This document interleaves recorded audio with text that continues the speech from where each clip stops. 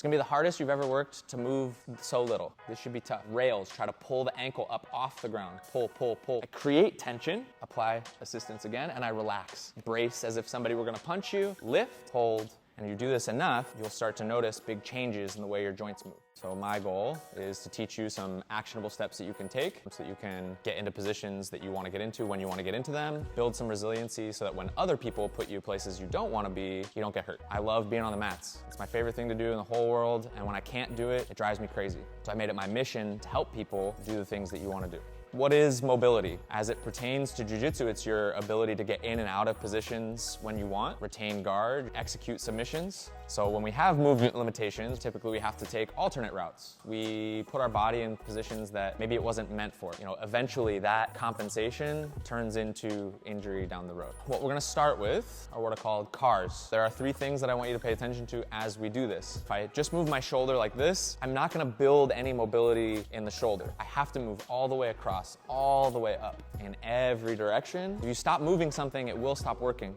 We want to lubricate the joints. We're sending nutrients to the joint capsule. Arms are going to be out just like this. And we're going to try to create tension by pressing into the ground. We're going to pull the right knee up open. I'm going to start to rotate as I come all the way around and then back to start.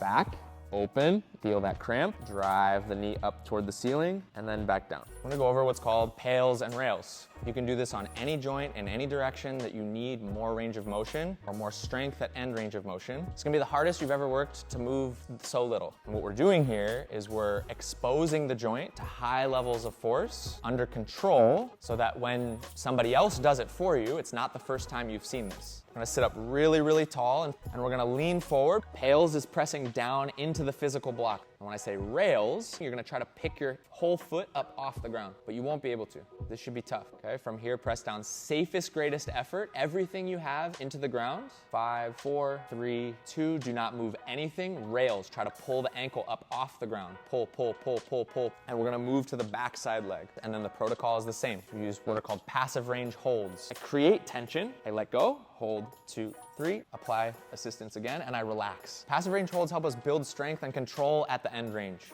Passive range liftoffs. Root your hands into the ground, brace as if somebody were gonna punch you, lift, hold, 2, 3, and relax. And so we use cars both at the beginning and the end of all our mobility stuff, but all that work that you just did may have gained you just a little bit more so that our body knows this is the space I need now.